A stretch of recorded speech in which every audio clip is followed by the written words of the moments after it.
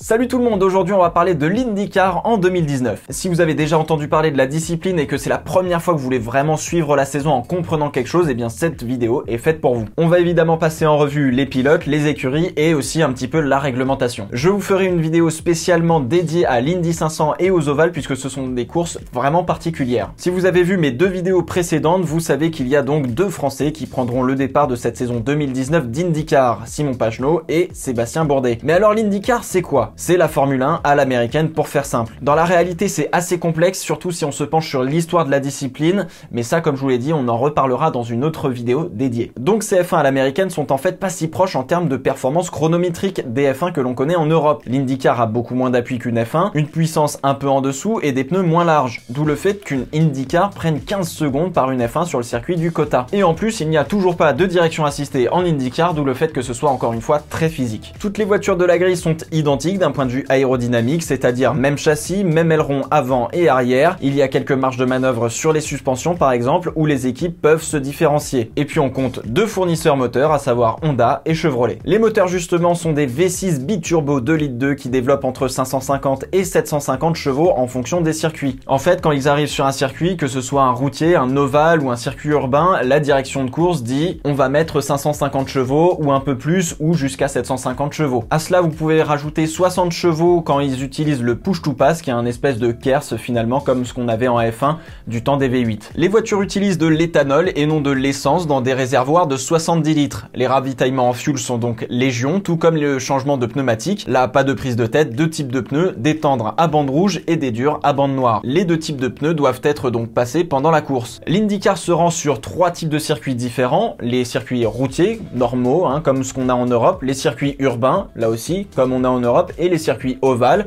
Là aussi, il y a quelques différences en fonction de la longueur de l'ovale, mais ça, je vous en reparlerai dans une vidéo dédiée, évidemment. 17 courses au programme, dont les 500 miles d'Indianapolis, et on commence demain par un circuit urbain, celui de Saint-Pétersbourg, en Floride, et pas en Russie, évidemment. Bourdet y a remporté d'ailleurs les deux dernières éditions, et le circuit a la particularité d'emprunter une piste d'avion en tant que ligne droite de départ. Et enfin, la partie en ville est très bosselée. L'IndyCar se rendra ensuite sur un circuit de F1, le quota, et pour le reste, je vous laisse aller voir le calendrier. Certains circuits vous parleront peut-être comme le Laguna Seca, Road America ou encore le circuit routier d'Indianapolis qui a été emprunté par la F1 pendant les années 2000. Bon, on a vu la voiture, les circuits et maintenant comment s'organise un meeting en IndyCar. 3 séances d'essai comme en F1, des qualifications qui se découpent en plusieurs parties et une séance d'essai avant la course, le fameux warm-up que l'on avait autrefois en Formule 1. La séance de qualification c'est un peu plus compliqué. Il y a 3 phases, un premier segment où la grille est divisée en 2 groupes en fonction des temps de la dernière séance d'essai, 10 minutes par groupe et les 6 meilleures voitures de chaque groupe passent au segment 2. Là encore, 10 minutes de séance et les 6 meilleures voitures passent à la dernière phase, le Firestone Fast 6. Cette fois, 6 minutes pour aller chercher la pole position, c'est un petit peu comparable à ce qu'on a en F1. Vous avez peut-être remarqué que je parle de voiture et non pas de pilote. Eh bien oui, on qualifie une voiture avant tout en IndyCar, alors qu'en Europe, on a tendance à associer une voiture à un pilote. Quand Jenson Button est revenu faire le Grand Prix de Monaco à la place d'Alonso en 2017, il avait le numéro 22 sur sa voiture, son numéro à lui. Aux États-Unis, il aurait eu la voiture 14, celle d'Alonso. Chaque voiture a son propre numéro, un petit peu comme en NASCAR finalement. Pour ce qui est de la course, départ lancé, 2 fils, le starter agite le drapeau vert, synonyme qu'on peut envoyer la gomme. Comme en Europe, ils ont des drapeaux jaunes, ils ont des drapeaux bleus, bref, vous inquiétez pas, vous ne serez pas perdu. En revanche, contrairement à la F1, ils ont ce qu'on appelle les full course yellow. C'est l'équivalent finalement du régime de safety car en Formule 1. Toute la piste est alors neutralisée et on sort le safety car. Le full course yellow a tendance à sortir plus souvent et surtout bien plus rapidement par mesure de sécurité. Les équipes d'intervention sont d'ailleurs de loin les meilleures du monde. Ils sont sur les lieux de l'incident en moins de 20 secondes et forcément en IndyCar, quand il y a des personnes sur la piste, on n'agite pas un simple drapeau jaune. Pour finir, les équipes de sécurité sont les mêmes à chaque course. Comme les équipes et les pilotes, les marshals en charge de la sécurité se déplacent tout au long de l'année pour accompagner la catégorie sur les différents circuits. Pour relancer la course, le safety car rentre au stand et les voitures sont sur une seule file et peuvent accélérer au drapeau vert. secondaire. Normalement, il n'y a pas de je ralentis beaucoup, je zigzag et puis j'essaie de te surprendre à l'accélération.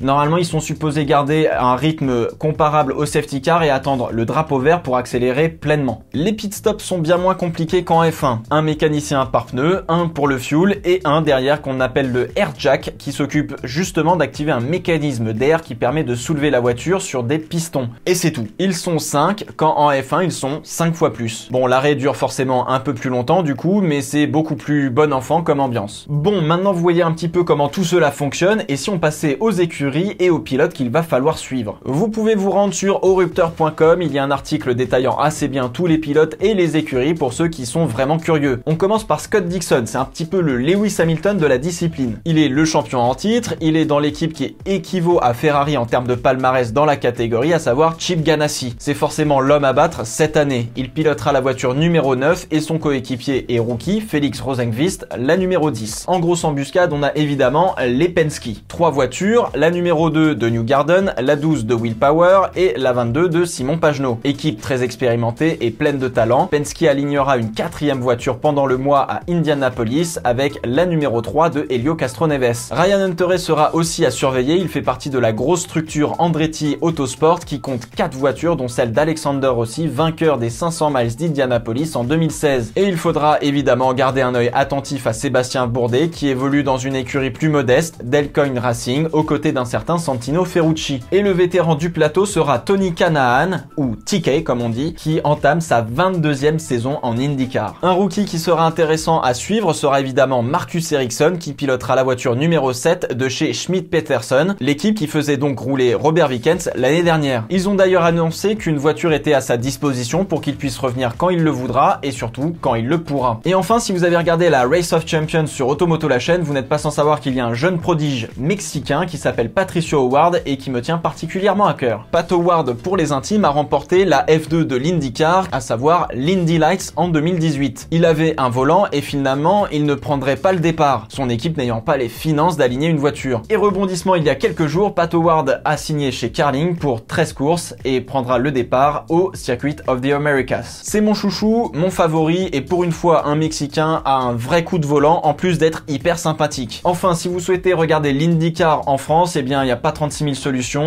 Canal+ diffuse toute la saison, mais c'est souvent en différé. Sinon, vous devriez avoir toutes les courses en replay sur la chaîne YouTube officielle de l'IndyCar, en anglais évidemment, mais ça j'en suis vraiment pas sûr. Ils l'ont fait normalement l'année dernière, je sais pas si ce sera le cas cette année. En tout cas, moi je vous le dis, cette saison a l'air de vraiment beaucoup promettre et vaut vraiment le détour. Et vous l'IndyCar, ça vous tente ?